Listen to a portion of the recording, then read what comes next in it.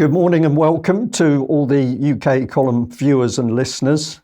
I'm here in the studio. It's a bit of a dull morning in Plymouth, as you can see from the backdrop, but maybe we'll get some of that sunshine back soon.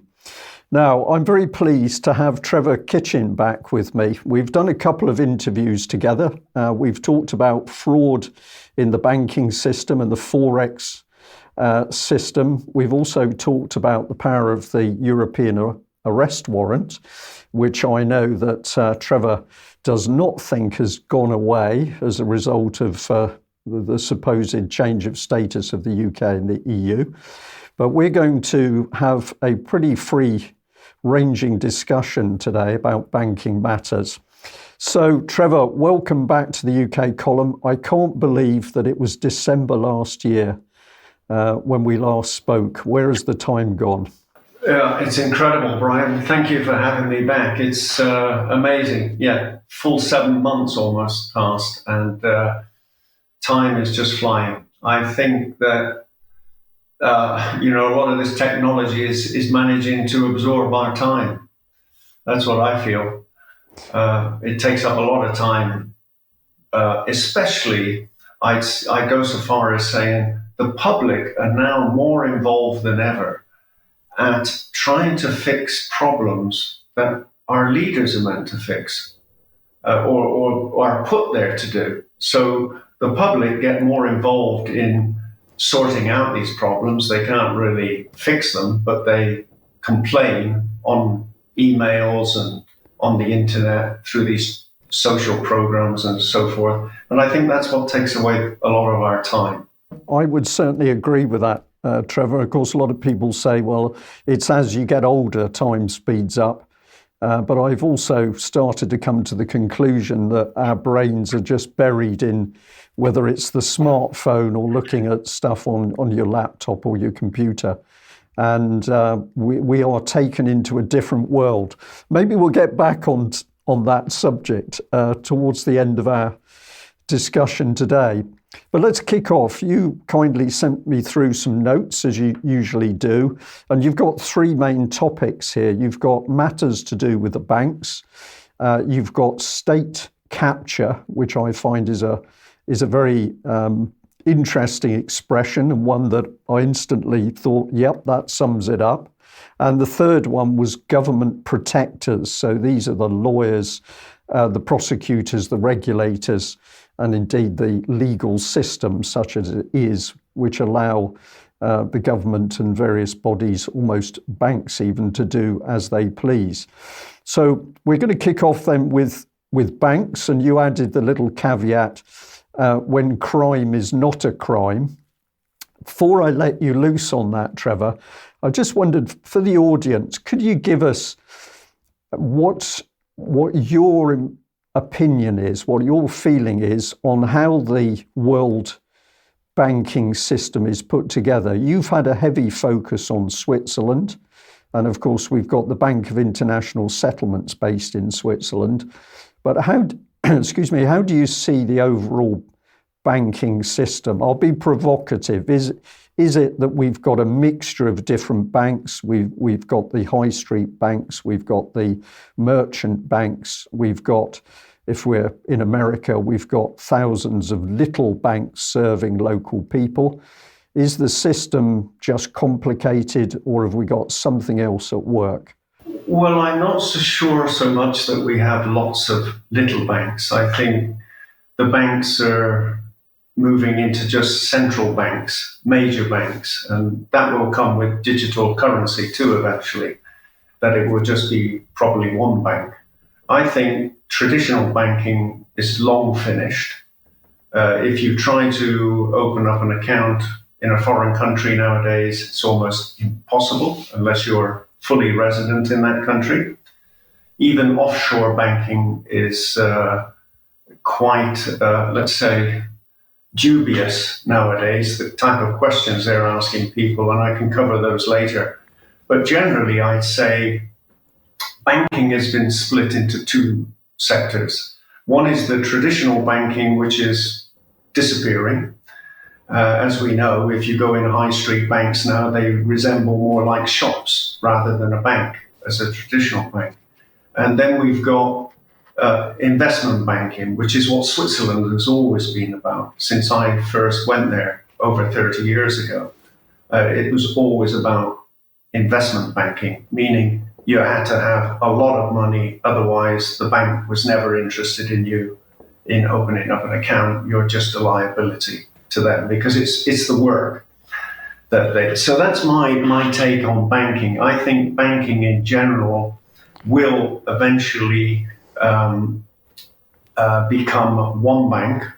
That will be the Bank of International Settlements, which is incidentally also based in Switzerland, right next to the other organizations like World Economic Forum and the World Health Organization and lots of others.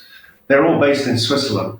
And also, I think public don't realize that these central banks that report to the Bank of International Settlement are not federal government banks. They're privately owned.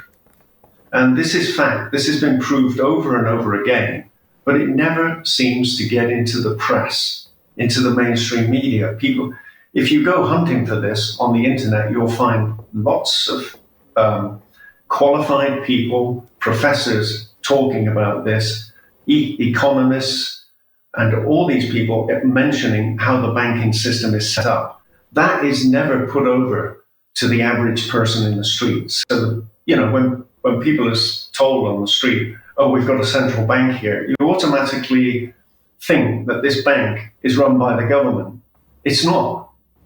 None of them. They're all feeding information into the Bank of International Settlements, which is also privately owned, and it has immunity, like the Vatican does, against police cannot enter the building, authorities cannot go in that building, just like the state, the Vatican in Rome.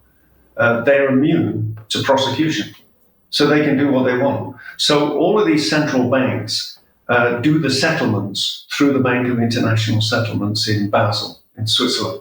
And it's not a particularly large building there. When I first saw it, I was staying across the road in the Hilton Hotel, and I thought, what is this odd building bent on an angle? And somebody said, oh, that's the Bank of International Settlements.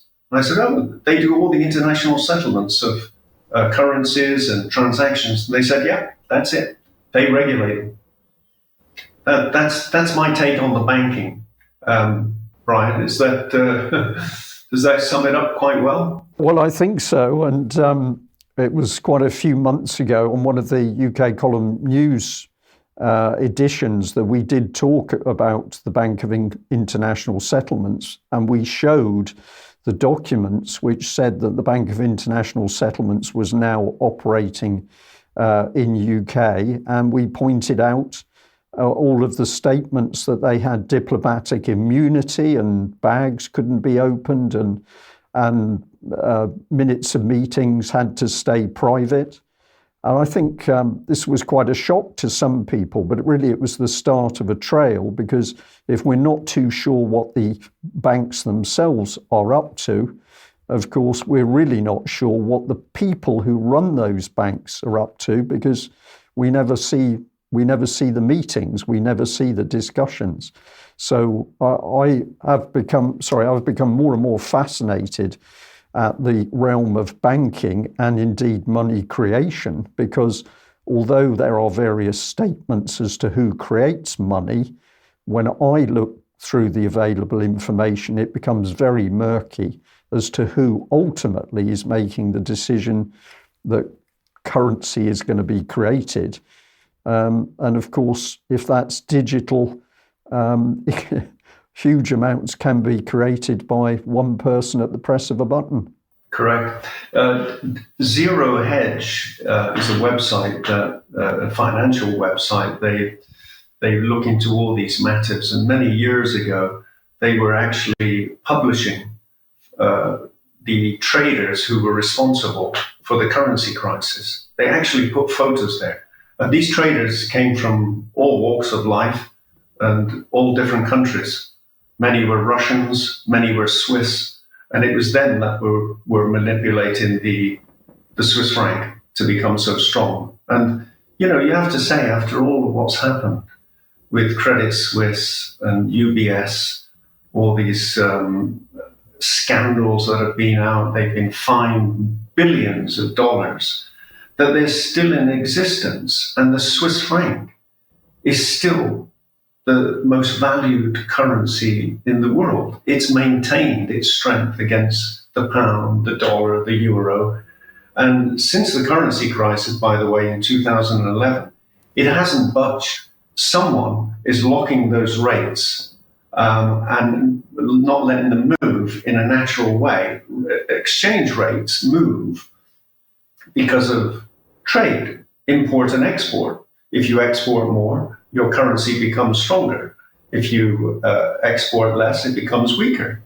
And so why these currencies are not moving daily by natural forces of economics it baffles me. I look at it every day and I see, for example, this week, last week, the Swiss franc was exactly the same on Friday as it was on the Monday before against the euro, the dollar, and the pound. It had not moved. So someone is manipulating it now, the currencies, to stay where they are. And I think this is all getting ready for this digitalization, the central digital currency that they're gearing up for, so that when they eventually convert these currencies, they will be locked in a range that the public are going to pay for. Very interesting comment. A question for you. Do you believe that the power base for the world financial system is actually in Switzerland? 100%. I believe that. Not only I, but many other people. I mean, there are financial centers such as London, Tokyo, New York, but there is a reason why, again, those currencies have nosedived against the Swiss franc, and the Swiss franc remains the choice value of currency. It's, the gold prices can go down, silver can go down, the Swiss franc never goes down, it only goes up. So yes, I do believe that Switzerland is the chosen country. It's not chosen by Swiss themselves, I don't think. I think it's all the other countries use Switzerland as the base. And that's why when you see these banks collapsing like Credit Suisse, they quickly blame other people and not the Swiss, and they're protected. Just like the Bank of International Settlements. It's an immunity, it's diplomatic immunity. Nobody's going to hold anyone to account. They'll get a slap on the wrist, a major fine, and they're free to walk away. But in the meantime, if you or I did something like this, we'd be in prison. You've actually very nicely taken this through to your first topic, because when you're talking about banks, when crime is not a crime, you are very much making that statement on your knowledge and very personal experience of what happens when you challenge the Swiss banking system. And I asked the question about whether you believe that it was Switzerland that had the power base for the global financial system, and you said yes, you do believe that. So now we've locked these two things together. I've always regarded myself as an amateur on matters financial, because it was only in recent years that I started to do my own research about how money and the banking system really worked. But I think I've got a reasonable brain, and as I started to look at things and ask very simple questions, the first thing you learn is this system appears to be very complicated. It's difficult to get to the bottom of things. But yes, once I discovered the Bank of International Settlements, you found a bank with immense power and diplomatic immunity, and it was centred in Switzerland. So take us into your discussion point of banks when crime is not a crime. What started you with that title? There's quite a few whistleblowers who are in trouble in Switzerland. And the ones who are in the biggest trouble are the ones who report financial crime. or banking crime, anything to do with a financial institution. There are other whistleblowers that report crime in manufacturing companies and things like this. But when it touches banks, it's automatically a crime to report a crime. This happened to not just myself, it's happened to Rudolf Elmer and many other people in that country. So I think, Switzerland's banks were stopped basically from going out to other countries and poaching business. They were stopped from that. That was under these new FATCA laws, money laundering and tax evasion. So they were no longer allowed to aid and abet in any of those things like money laundering and tax evasion. But while I'm on that point, I'd like to make a quick note of what lawyers regard that with their semantics. And this is where the lawyers come in on this and how things have changed with my interpretation of lawyers and what they're there for. Lawyers say tax avoidance is legal and tax evasion isn't. So I automatically think, well, what's avoidance and what's evasion? They're playing with words. They're playing with our language. And this is happening not just in this situation that we're talking about now. This is happening with everything that public are touching nowadays. You do something wrong and they'll twist it another way and make it look different to what it really is. So that was my point on the word. Now, after poaching, banks like Credit Suisse set up branches in other countries like America. They went to America and they said, let's set up a branch here because we're not allowed to go out from Switzerland and bring the business back to Switzerland. That's forbidden. So they set up banks like Credit Suisse First Boston. This is the one that's caused all the problems now with the collapse of Credit Suisse and all those bondholders and shareholders losing 95% of their money. Now, Credit Suisse's management, their aim, and others as well, is obviously, in my opinion, to go and steal money from shareholders or bondholders in order to pay their salaries because they have no business. We're going back to the original question that you asked. What is banking about? Investment, traditional banking. Traditional banking is gone. Investment banking, well, what do you want to invest in nowadays? The Celtic tiger is gone. The Asian, whatever they called it, that's all gone. There's not many resources left on the planet. So these guys are just pretending to invest in stuff. And that's why the shares went down the drain, basically. So what happened is these managers were protected from criminal sentencing by this, in my opinion, again, by the Swiss government to save themselves embarrassment. And the Swiss prosecution services and regulators refuse to recognize this as fraud and theft and charge these people with criminal offenses.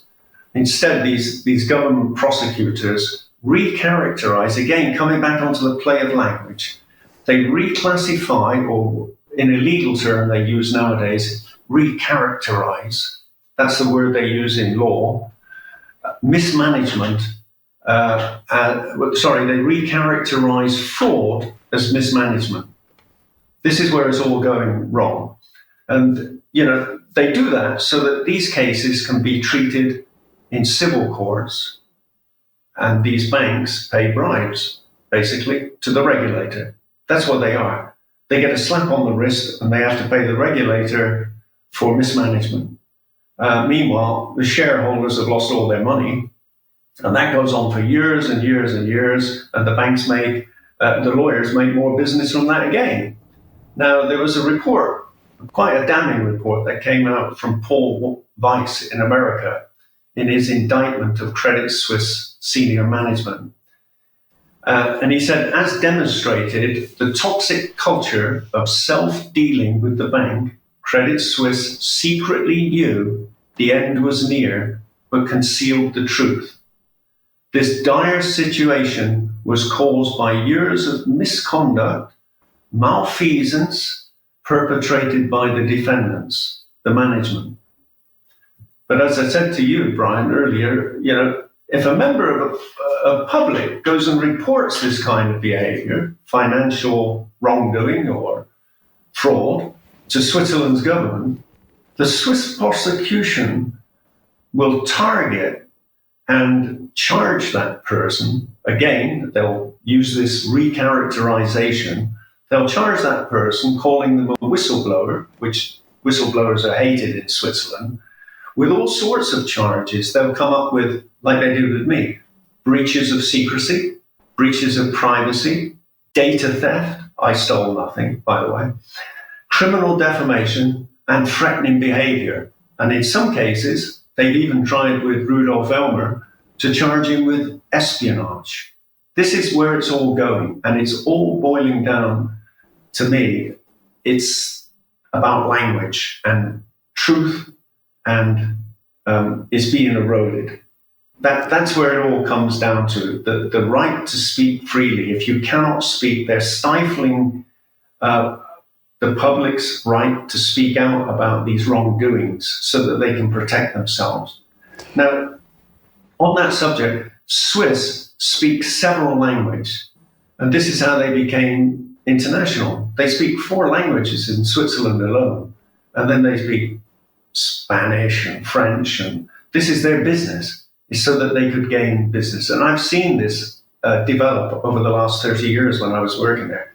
So they know very well how to manipulate words, and better still, the meanings of those words. And there's been many people speaking about how our language has been changed over the last few decades to sort of support wrongdoing, if you like. So they can do it, but you can't, because they've got an answer for that, because they understand the language. And they switch from one language to another when it suits their purpose. The Swiss finance minister, Karen Keller-Sutter, I think her name is, she said in a recent interview when Credit Suisse went bust, that the board of directors are responsible for Credit Suisse, not the government. So she's ignoring the law and order and deflecting the responsibility onto the very people who caused Credit Suisse to collapse, if you know what I'm saying. She's basically saying it's not our problem, the government's, although this government, Swiss government, the Credit Suisse Bank and UBS form a major part of the economy of Switzerland. And so the government is heavily involved. They do monitor these banks. They look at stock prices falling, tumbling from whatever it was. It fell 95%, Brian.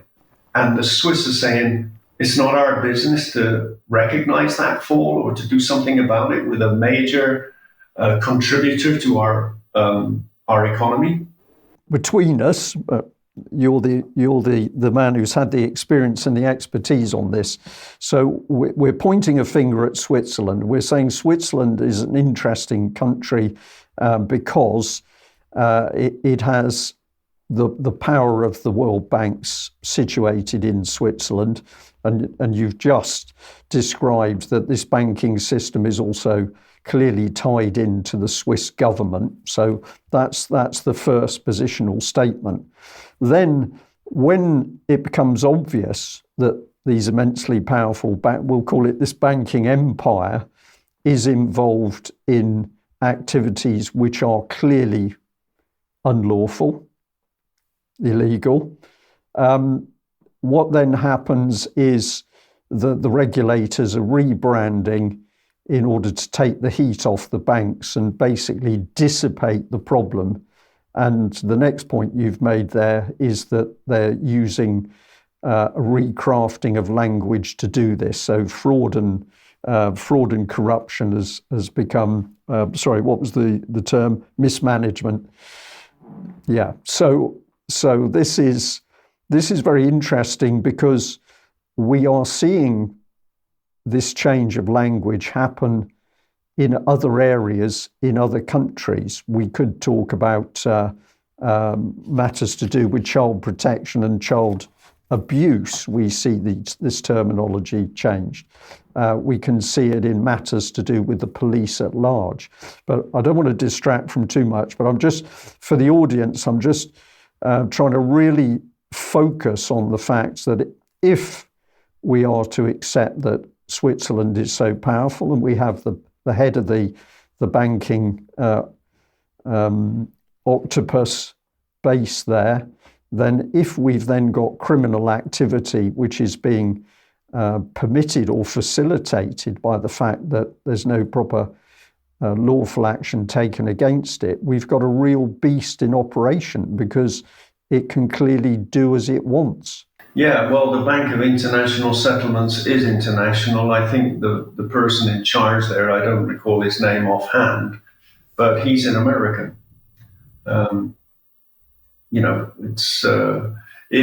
We do have a beast, and it's worrying for the future.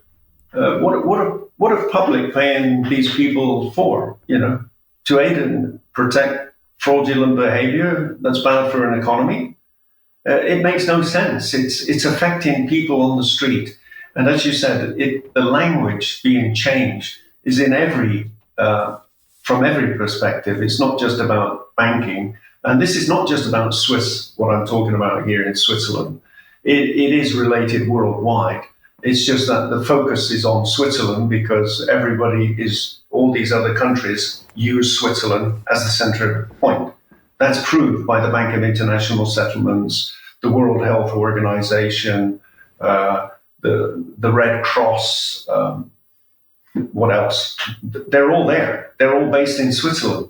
And they say, well, we base ourselves in Switzerland because the Swiss are so efficient. Well, are they more efficient than a workforce of 20 million in the UK? Are 2 million people in Switzerland more efficient than 20 million in the UK or 30 million in Germany or many more in the US or Asia for that matter? No, they're not. So why is everything focused in Switzerland? That's why I keep coming back to this. And I've spent 30 years of my life there. Well, you brought it up, so let's just touch on it. But you had a quote here from a journalist called Ambrose Evan Pritchard, and this was an article from the Telegraph on the 24th of March, where the title was that the era of Swiss exceptionalism is over. And there were a number of quotes. But why have you picked up on this article? And what does Ambrose actually mean by pointing a finger and saying that era of Swiss exceptionalism is over?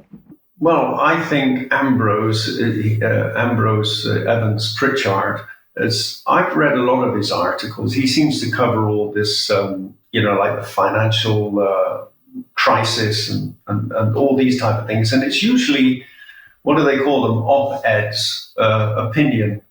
So he puts up his opinion on Telegraph, and I think he's right in what he's said, and he's pointed out some very good.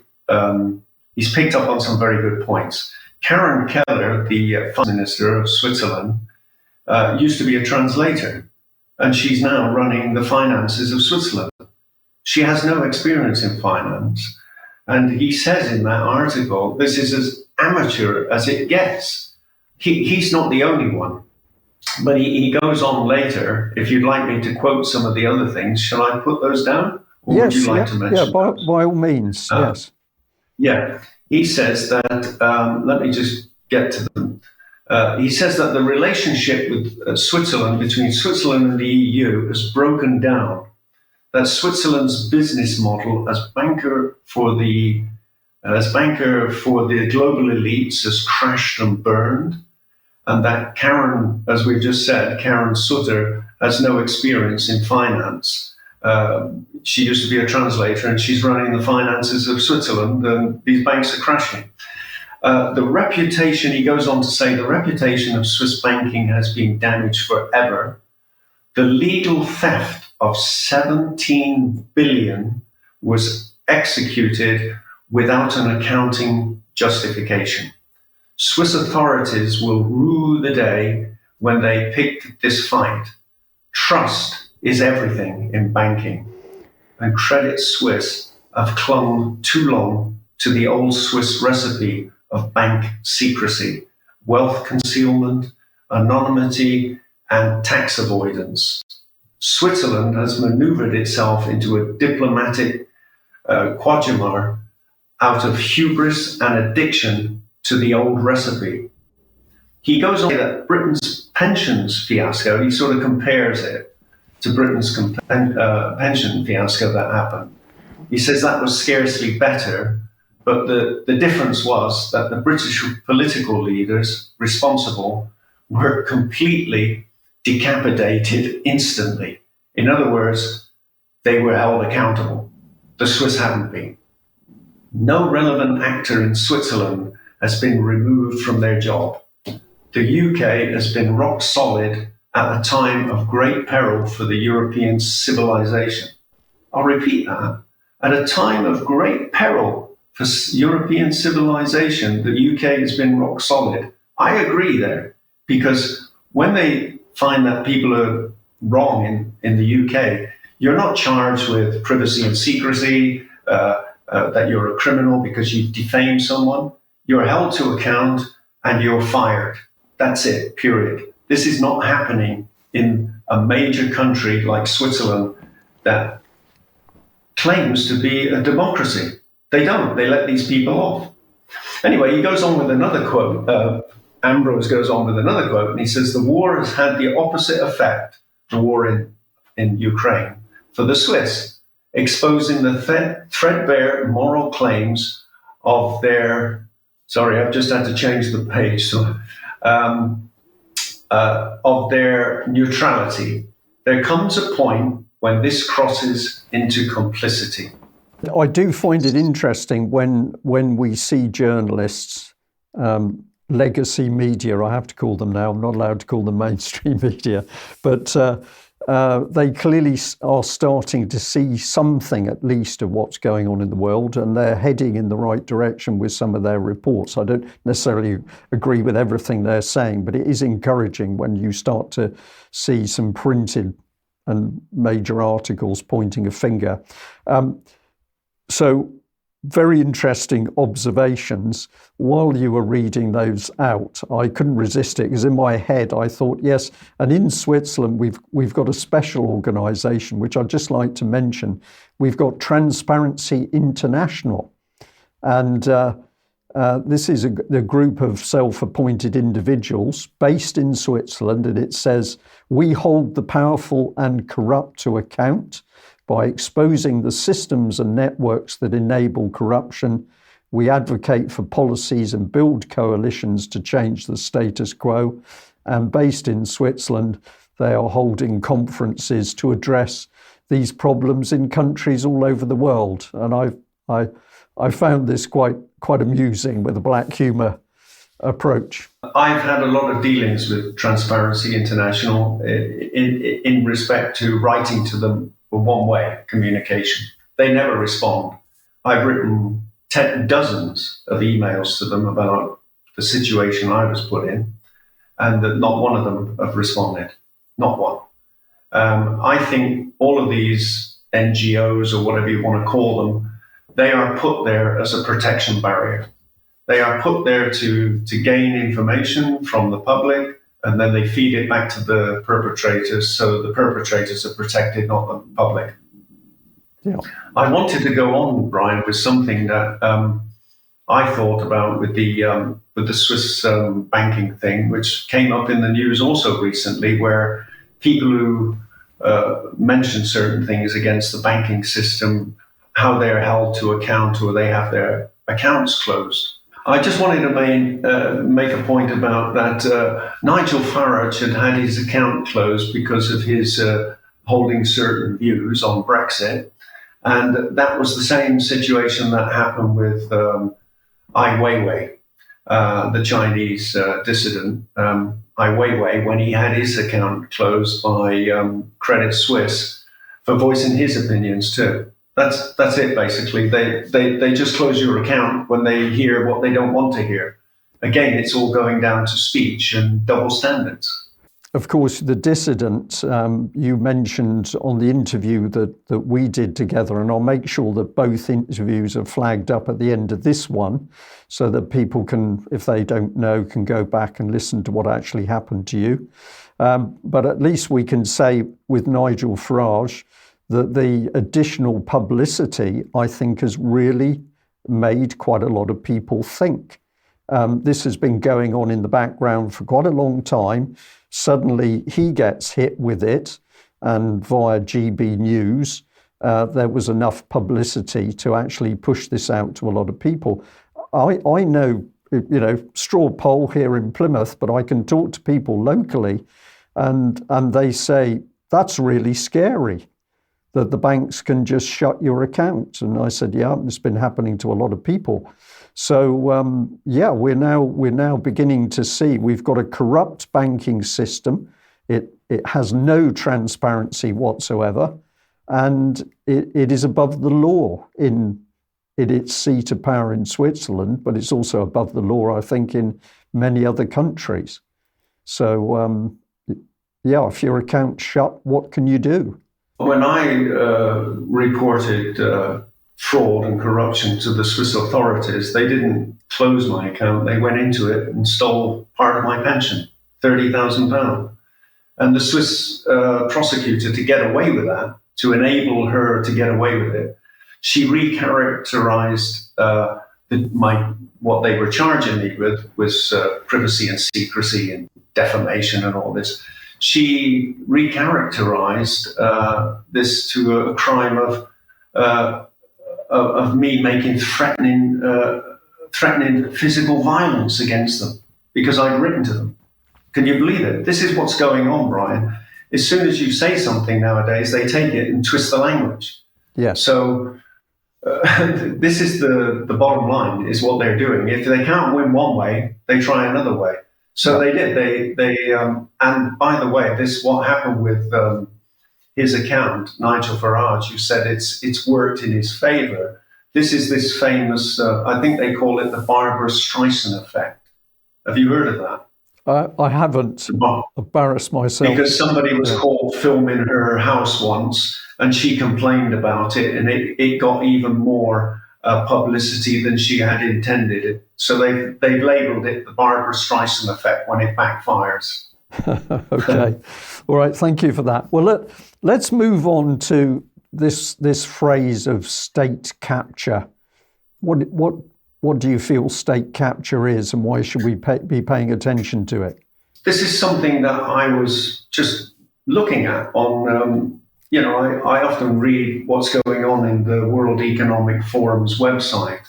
And it was there that I found this. And when I sort of read about it on their website, and then I went and looked at other people's points of view of it. And that's where I came up with these quotes that this is not what I've written. This is quoted by legal people, and what they've said about state capture. That state capture is a type of systemic corruption whereby narrow interest groups take control of institutions and processes through which public policy is made, directing public policy away from the public interest and instead shaping it to serve their own interests. This is a very important statement, I'd say, and this is what's happening. So I would urge people to start reading up on state capture, because there's a whole lot more that I've read there, and I don't know whether we've got time to go through that. Trevor, let me just read out a little bit of this definition, which ironically has come from the World Economic Forum, if I've got this correct. So it says, state capture is a type of systematic corruption whereby narrow interest groups take control of the institutions and processes through which public policy is made, directing public policy away from the public interest and instead shaping it to serve their own interests. And this is connected to an article, so it goes on to say, this article argues that the concept of state capture helps to structure our understanding of patterns of grand corruption seen around the world in varied contexts, and increasingly even in countries once regarded as secure democracies. So those two going together, I find absolutely fascinating, particularly as I would regard the World Economic Forum itself as being one of the organisations which is absolutely working to capture and take control of public policy to swerve national interest in the direction that the World Economic Forum and Klaus Schwab in particular wants to go. So very interesting that the World Economic Forum identifies a problem and defines it pretty accurately, but it is itself part of the problem. It's amazing, isn't it? It's almost like, again, as Ai Weiwei said the other year, they're hypocrites. They keep contradicting themselves. They say one thing on one hand and they do something with the other. The same with the European arrest warrant. They say you can't arrest people for things that I was arrested for, but in this case it's okay. Because it involves Switzerland, I guess.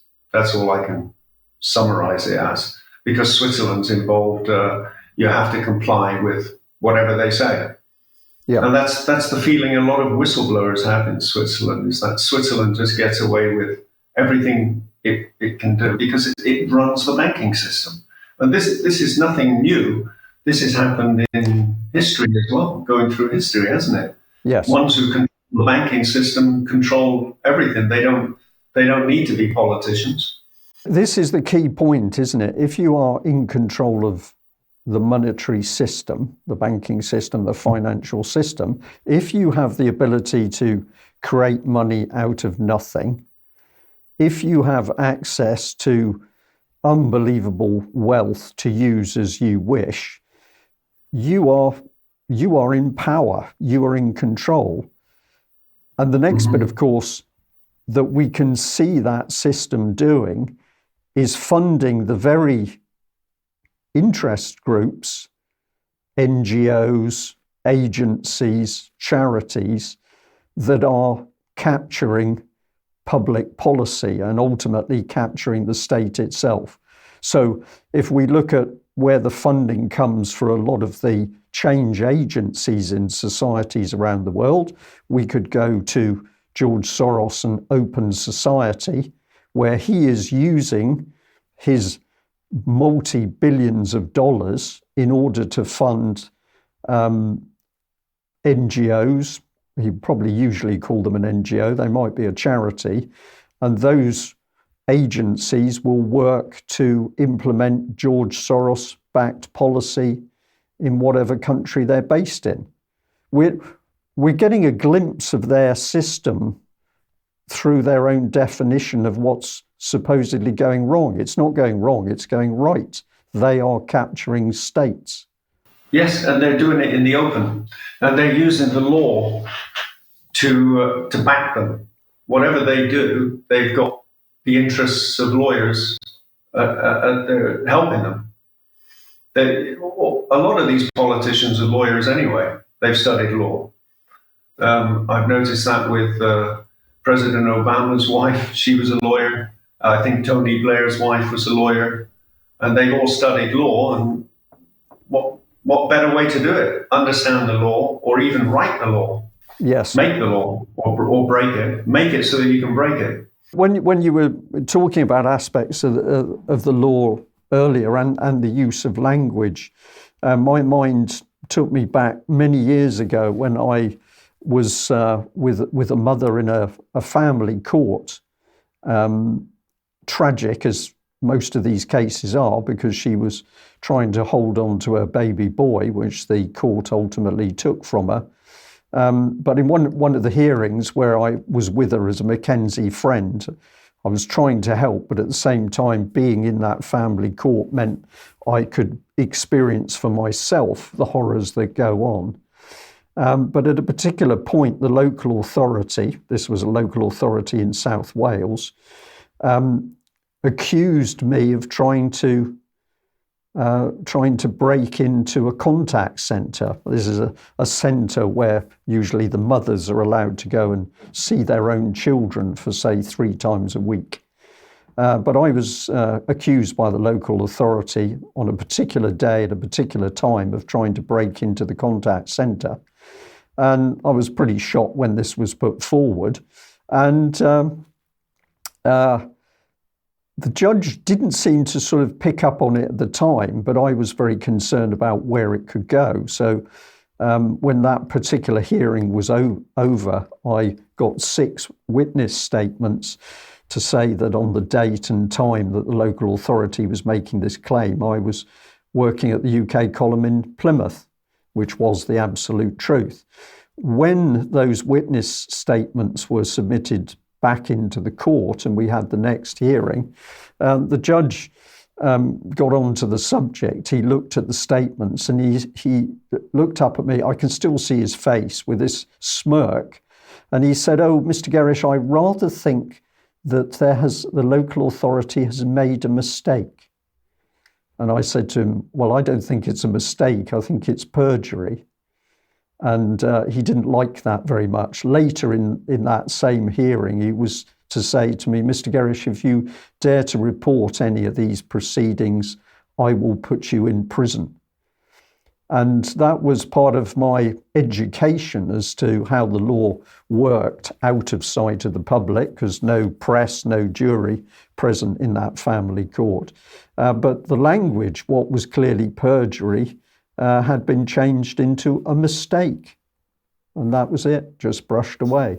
What I noticed when you were explaining it is that you started with, there was a case against this poor lady that something had happened with her child. And what they did was the way I see it is they attacked you to deflect your concentration away from that and defend yourself.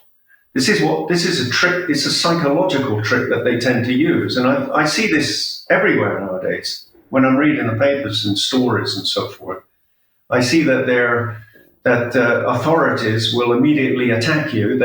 To deflect from the point that you're trying to report. They've done this with me in Switzerland. As soon as I reported fraud, they said, "Well, if you come to Switzerland, we'll grab you at the border." And instead of going ahead with the fraud that I was trying to report, I started asking questions and defending myself. Why would I be stopped at the border? That's exactly the direction or the route, the path that they want to take people down. They want to deflect away from the real big picture of what's happening. And in your case, I guess they won as well. Ultimately, they won because, yes, that was another child that was taken away from the mother. Just absolutely horrific to watch and observe. But we're on to a really key point here, aren't we? Because we're talking about criminal activity taking place, and then it is being covered up or facilitated by the use of language. We've got onto this pretty strongly, but we've now got the added element that they're not only using language in a special way, they're using applied psychology in a malicious and special way. So now we've got a really poisonous cocktail that we've got people with immense, we're going to stay on the financial banking system, people with immense power by means of the wealth that they control are backed up with a corrupt system of law which is prepared to manipulate language and the truth and to use, I'm calling it malicious because it is, malicious applied psychology to prevent the ordinary citizen or member of the public from challenging what they're doing.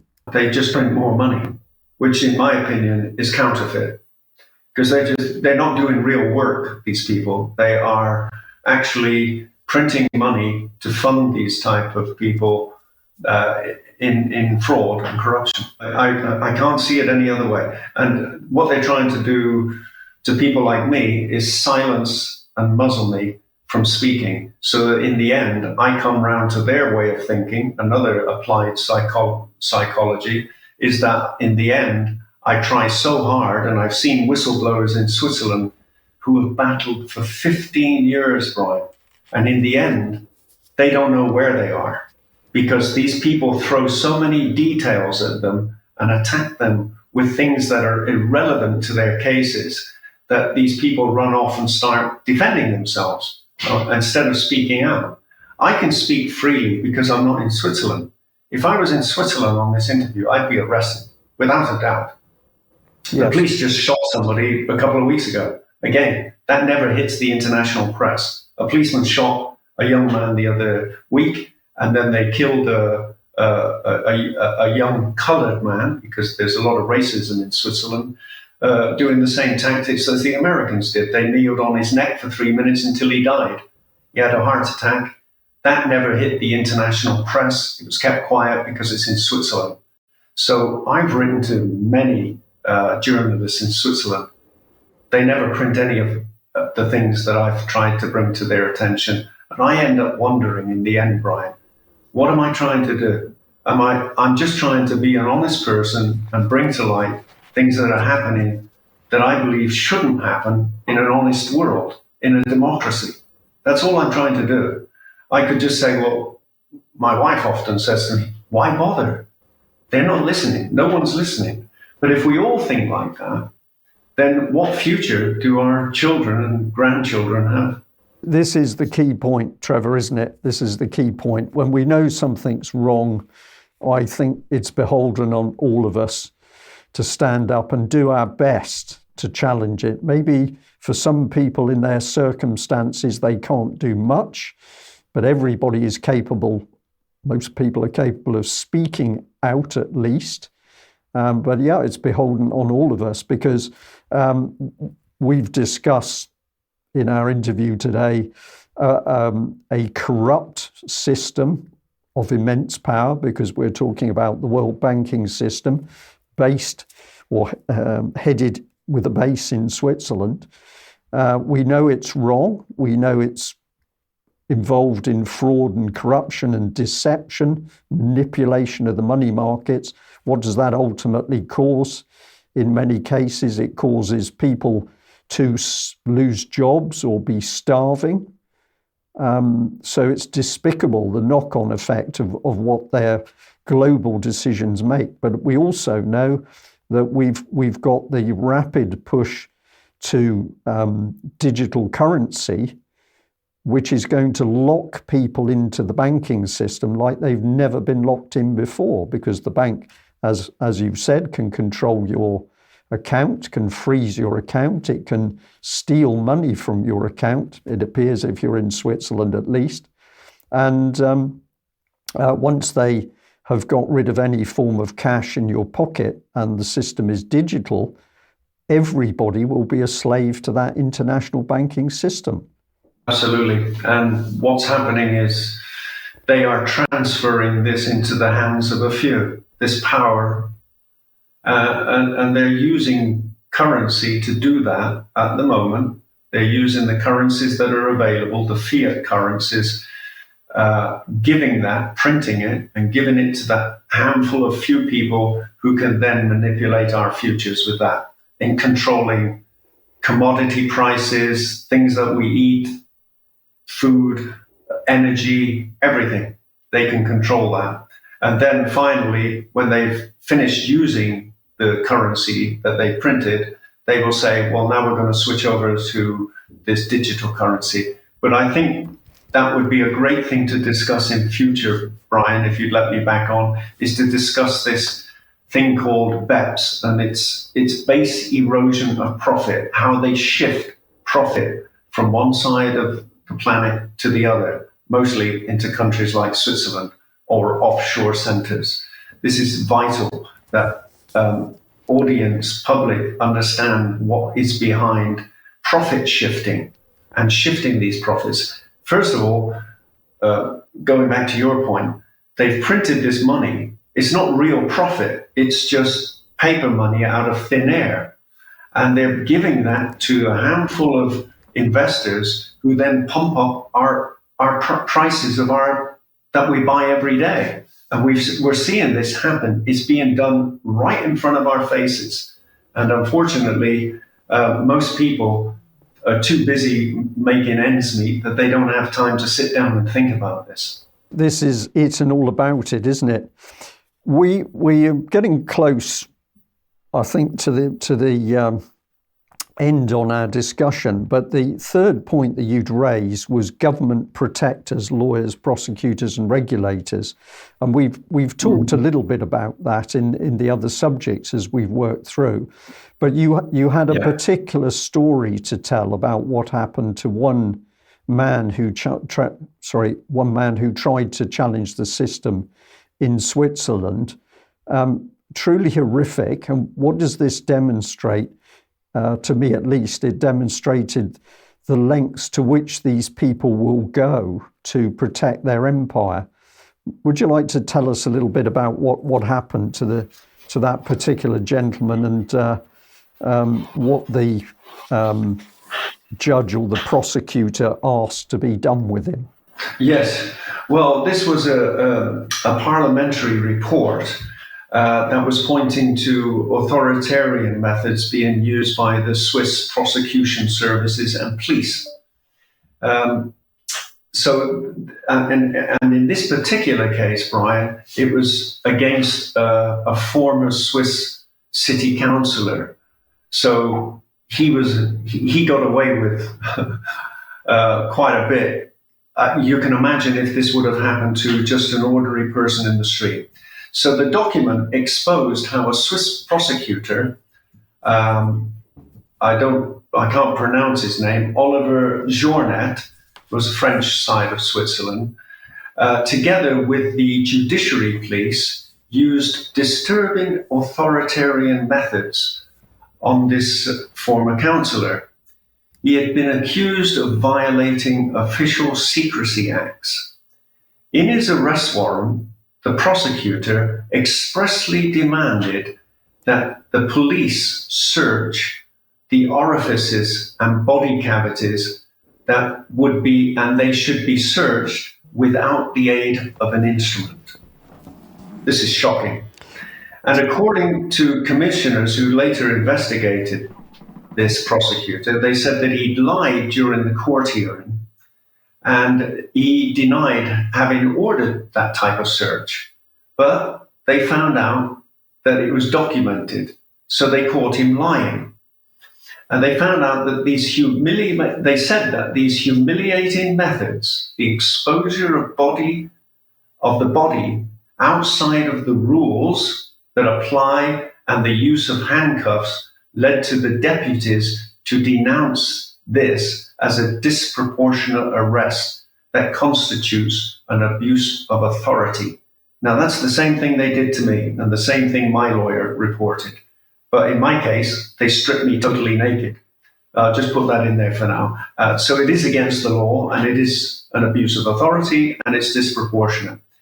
The commissioners went on and they found that the prosecutor had given orders to the judiciary police to hold the defendant in a dungeon in Switzerland near Geneva that was 2 meters by 1 meter. I mean, Brian, what year are we living in? This is 2023, and this is being done in a country, Switzerland, that tells the whole world what a democratic country it is. And these type of things are carried out there. People are being murdered by Swiss. People are being thrown in dungeons. People are being stripped. Anyway, he also ordered that this person would not be allowed a lawyer. I must say, though, that was in the first 10 hours of his detention. And I think probably by law, they're allowed to do that. They can only see a lawyer within the first 24 hours or something. Anyway, they say that these acts, the Swiss commission that investigated this, said that these acts have had a dramatic consequence on the political career and health of this victim. Neither the author nor the prosecutor or the police who ordered this arrest and this treatment have been made accountable for these malicious actions. Since this scandal, certain police directives concerning searches have been brought to light, the ones I mentioned to you earlier. They've done this to other people. And when questioned, the same state councillor in charge of the justice and police said, well, he's not too bothered because they had separation of duties, separation of powers. There are no separation of powers existing in Switzerland, Brian. It is a nepotist society. They all support one another and they all look after one another. When you report a crime to a higher authority about, for example, against the police or against the judiciary, they send you immediately back to that person. Not only this, what they'll do, like they did in Rudolf Elmer's case, is they do not separate duties. They will condemn that person for even reporting these crimes. Trevor, thank you for taking us through that. It's a pretty serious ending to the discussion that we've had on the banks, but I think it's important for our audience to understand that when you're dealing with banking issues, and particularly when you're dealing with fraud and corruption and criminality in the banks, there's almost nothing that they won't do to protect their interests. And you've given us an example of what can happen when you've got not only the illegal activity within the banks, but you've also got essentially a law system that is also criminal. Now, you've focused a lot in Switzerland, but there have been many occasions when we've seen massive failure, if we want to be nice to the system in UK, if not rampant criminality in the court system. So the onus is on people to do something about this. We all need to stand up and be counted. You've got our audience paying attention at the moment. What would you like? I always ask this question because I think it's a good one. What would you like the audience that's listened to this discussion today, what would you like them to do to try and assist the situation? I would say carry on speaking out when you see something wrong happening.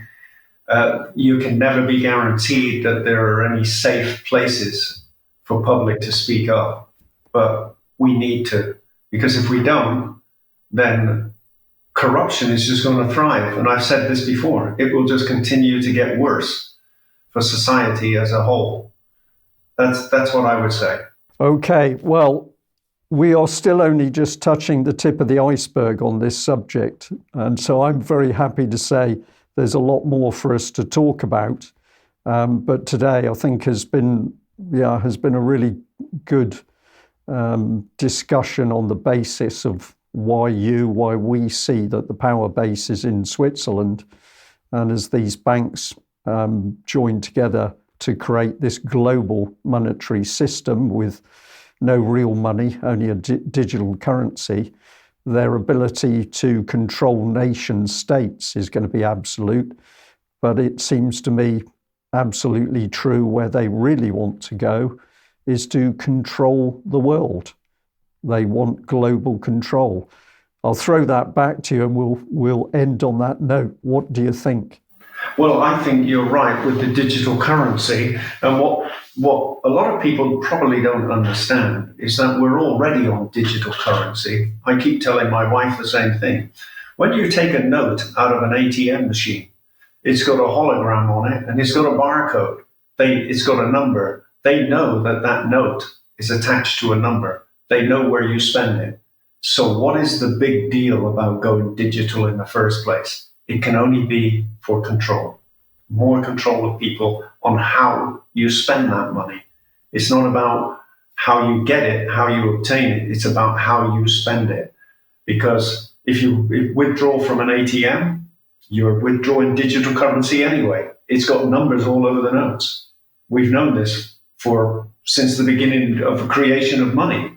So coming up with the idea that everything is going to be digitalized, it already is in effect. It's just that when you put the money in the pocket or in your wallet or under your bed at home, you have control of how you spend it.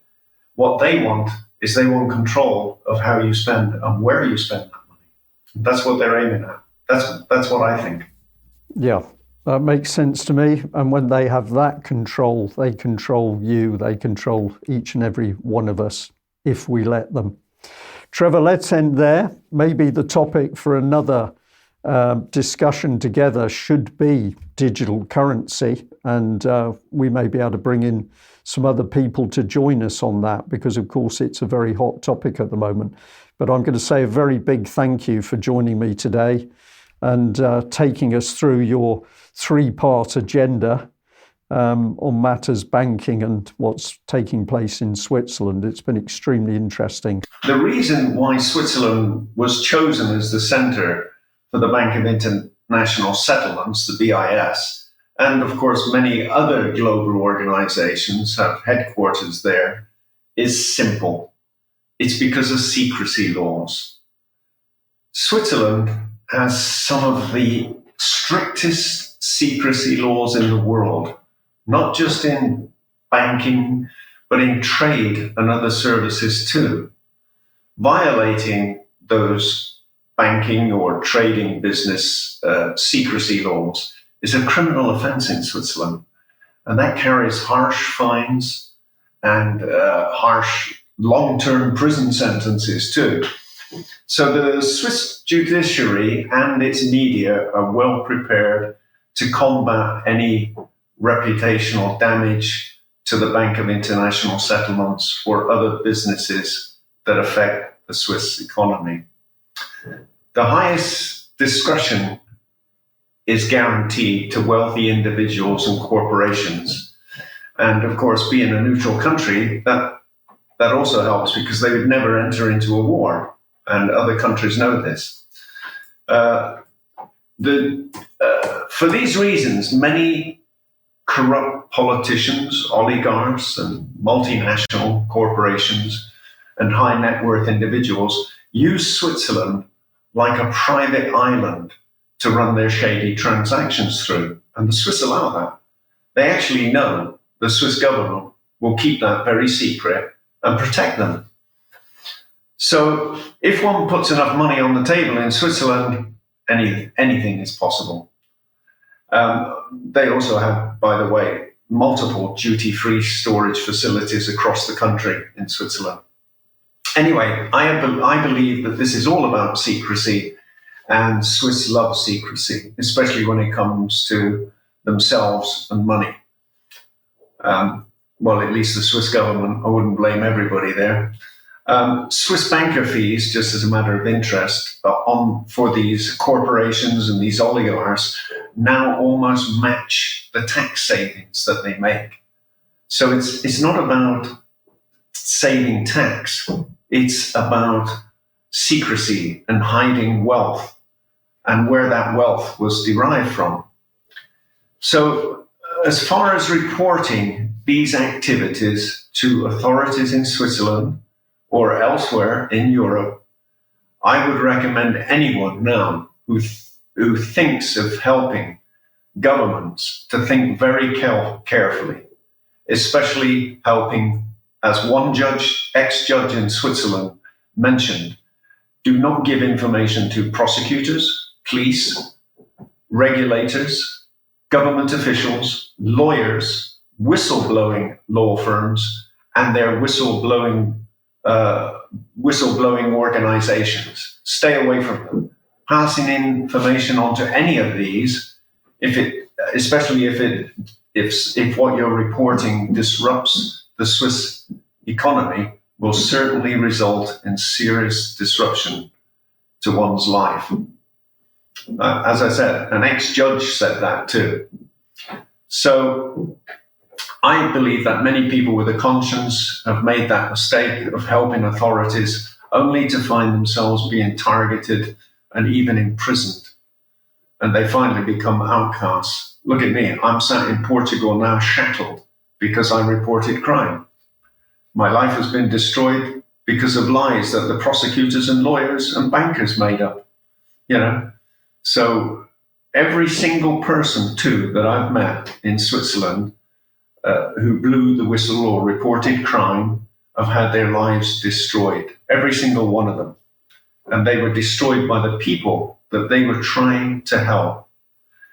So for me, the bottom line is that reporting crime in Switzerland and Europe is a crime.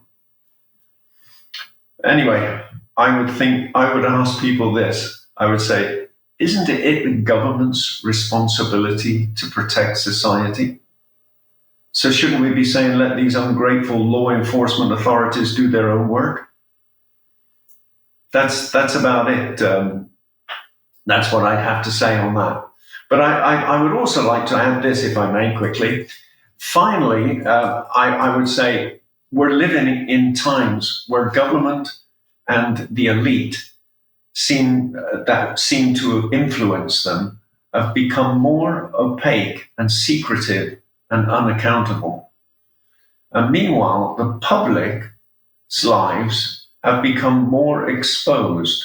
You know, we have to give identity, personal details. We must comply with everything, even restricting our speech and our expression.